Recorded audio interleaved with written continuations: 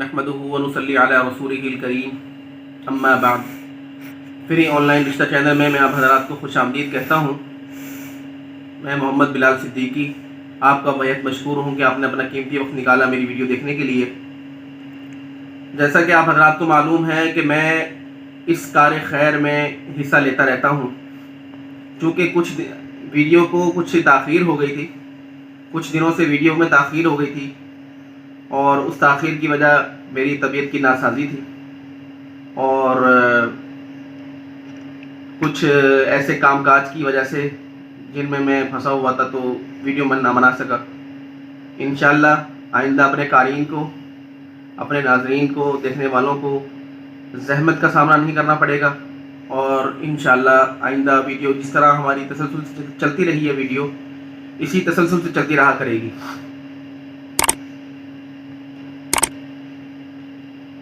Topic तो बहुत सारे जहन में आ रहे थे,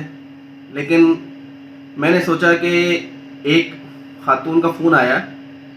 और वो ख़ातून फ़ोन करके मुझसे पूछ रही थी कि जनाब आप ये बता दें, सर आप ये बता दें कि आपका इदारा कहाँ है जहाँ पर आप ये रिश्ते करवाते हैं। तो मैंने उनसे ये गुजारिश की, मैंने कहा इदारे का मकसद क्या होता है। इदारे का मकसद ये होता है कि एक दफ्तर हो, एक दफ्तरनुमा कोई कमरा हो, उसके अंदर अमला हो और कामकाज की रूटीन बनी हुई हो। और आपको पता है दफ्तर हो, अमला हो, कामकाज की रूटीन हो और उसके साथ साथ फिर बंदे रखे हुए हों, फिर अखराजात बन जाते हैं, अखराजात बढ़ जाते हैं। और मैं ये काम चलाना चाह रहा हूँ फ़ी सबीलिल्लाह। इसके अंदर किसी किस्म का कोई ख़र्चा ना हो और किसी किस्म का कोई ख़र्चा आप हज़रात से ना लिया जाए। तो इसीलिए इसी बात को मद्देनज़र रखते हुए मैंने दफ्तर का इरादा तर्क किया है और दफ्तर ना बनाने का फ़िलहाल मेरा इरादा है। और बाकी रही बात यह है कि जो काम दफ्तर में होता है अल्हम्दुलिल्लाह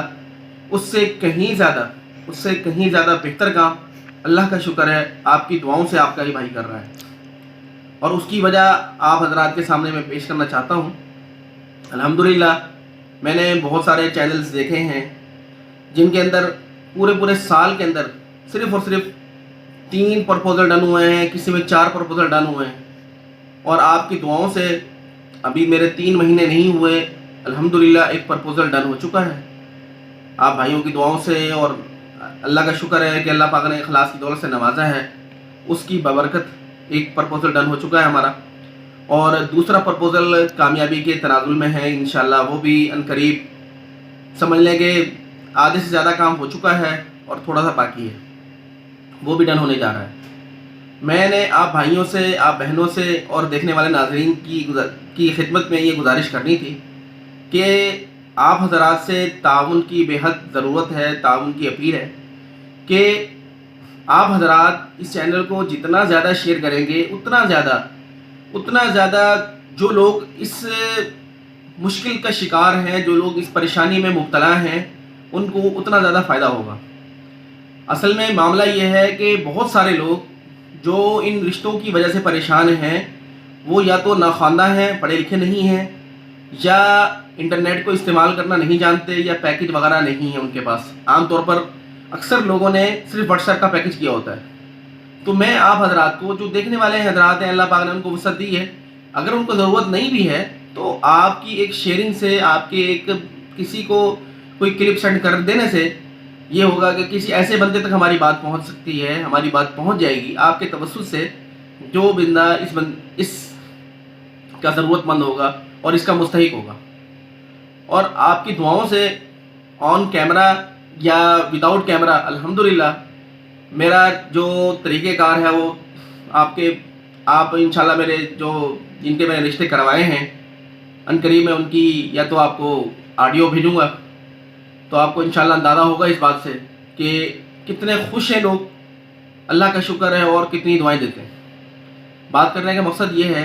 कि कुछ लोग होते हैं ना कि कैमरे के ऊपर आकर तो आपको बात की ब्रीफिंग दी और चले गए और पीछे उनका कोई कारकर्दगी, कोई रिज़ल्ट नहीं है।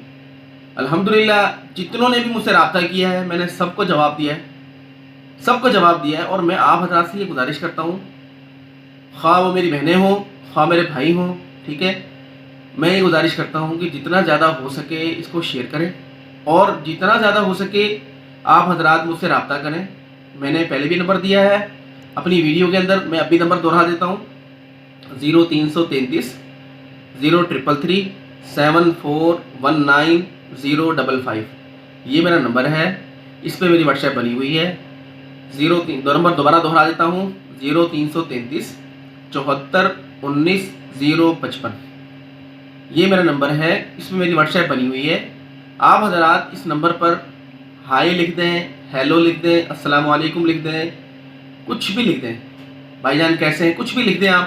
ٹھیک ہے۔ جب آپ لکھ دیں گے اس کے بعد آپ کو رپلائی آئے گا، جو رپلائی آئے گا اس رپلائی کے اندر ہی آپ کو انشاءاللہ تعالیٰ ایک فارم مل جائے گا۔ اصل میں مجھے تھوڑی سی پریشانی یہ بھی آ رہی تھی، میں نے کہا وہ بھی اپنے ناظرین کو یہ بات بتا دوں، ویورز کو، کہ کافی سارے لوگ نا فارم مکمل فل نہیں کر پاتے یا مکمل فل نہیں کرتے، جس کی وجہ سے ہمیں کافی پریشانی کا سامنا کرنا پڑتا ہے،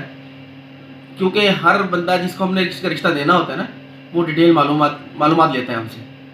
تو کچھ معلومات ہوتی ہیں اور کچھ نہیں ہوتی، اور بعض اوقات میں رابطہ بھی نہیں ہو پاتا۔ تو اس لیے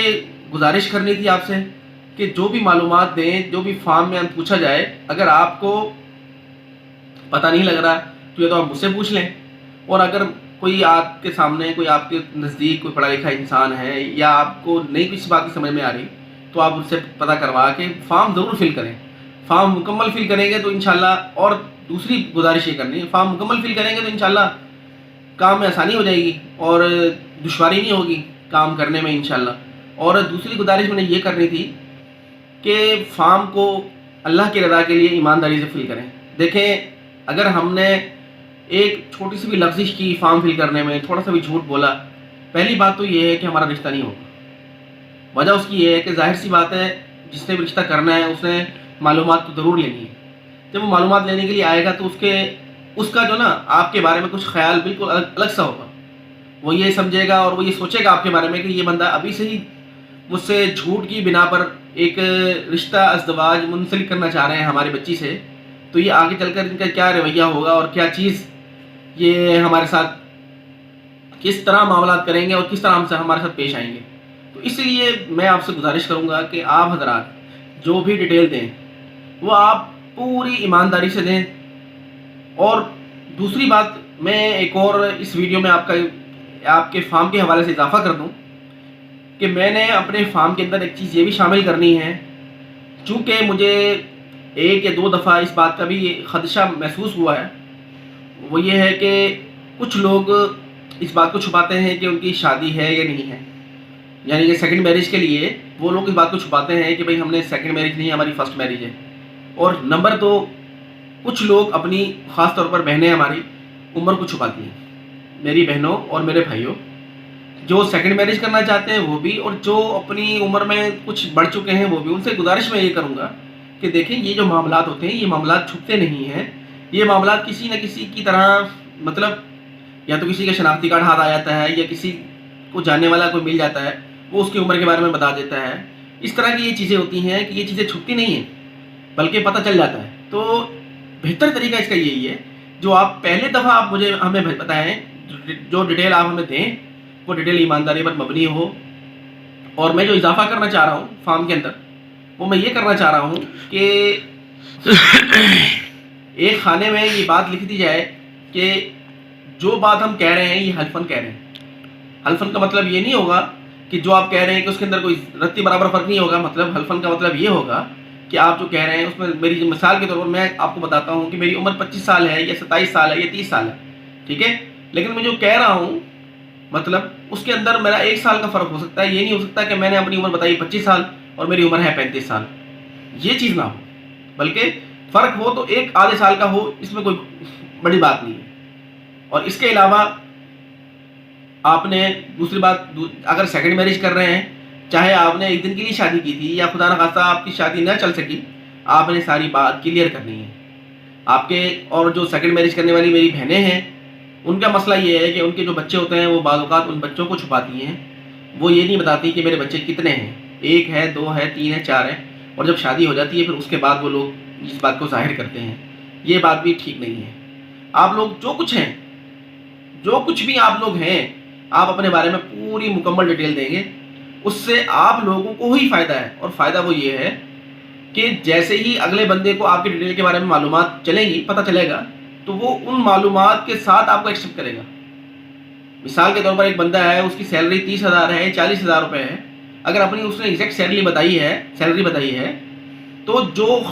خاتون اس سے شادی کرنا چاہتی ہے، وہ ظاہر سی بات ہے اپنے آپ کو اس کے اوپر راضی کر کے پھر اس سے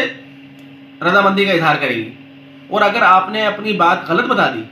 اپنی بات غلط بیانی سے کام لیا، تو وہ خاتون اسی چیز کا ذہن بنا کر آئے گی۔ مثال کے طور پر آپ نے 70,000 انکم بتائی یا لاکھ روپے انکم بتائی اور آپ کی انکم کم ہے، وہ اپنا ذہن زیادہ انکم بنا کر آئے گی، اور جب وہ آ کر دیکھے گی معاملہ کچھ اور ہے، تو آپ کو پتہ ہے کہ یہ رشتہ بڑا نازک ہوتا ہے، اس کے اندر سنبھالنا مشکل ہو جاتا ہے ایسے معاملات کو۔ اور یہ چیزیں ہمارے سامنے مشاہدات ہیں، اور آپ لوگوں کو بھی سامنے بھی کچھ نہ کچھ ہوگا کہ اس طرح کی جو حرکتیں ہوتی ہیں نا، ان کے رشتے چلتے نہیں ہیں، ان کے رشتے ختم ہو جاتے ہیں، ٹوٹ پھوٹ کا شکار ہو جاتے ہیں، بربادی کی طرف چلے جاتے ہیں، اور نتیجہ لوگوں کا مذاق اور ایک معاشرے کے اندر مضحکہ خیز بات بن جاتی ہے۔ تو اس لیے بہتر طریقہ یہی ہے کہ جو ڈیٹیل آپ بھیجیں وہ ڈیٹیل آپ کی سچ پر مبنی ہو، تاکہ ہم لوگ بھی آسانی میں رہیں اور آپ لوگ کے کام میں بھی آسانی ہو۔ اللہ پاک جو کچھ میں نے بتایا ہے آپ کو، اور اس پر میں بھی عمل کروں اور آپ لوگ بھی عمل کریں۔ اگر ہمارا معاشرہ ان نیکی کے کاموں میں چل پڑے، سچائی پر مبنی ہو جائے، سچی باتوں پر مبنی ہو جائے، تو انشاءاللہ بڑی امید ہے اللہ تعالیٰ کی ذات سے کہ ہمارے بہت سارے معاملات وہ آسانی سے حل ہو جائیں، اور بہت سارے معاملات کی پیچیدگیاں ختم ہو جائیں۔ ابھی تک اتنا ہی، پھر ملتے ہیں انشاءاللہ نیکسٹ ویڈیو میں، تب تک کے لیے اجازت دیجیے۔ السلام علیکم ورحمۃ اللہ وبرکاتہ۔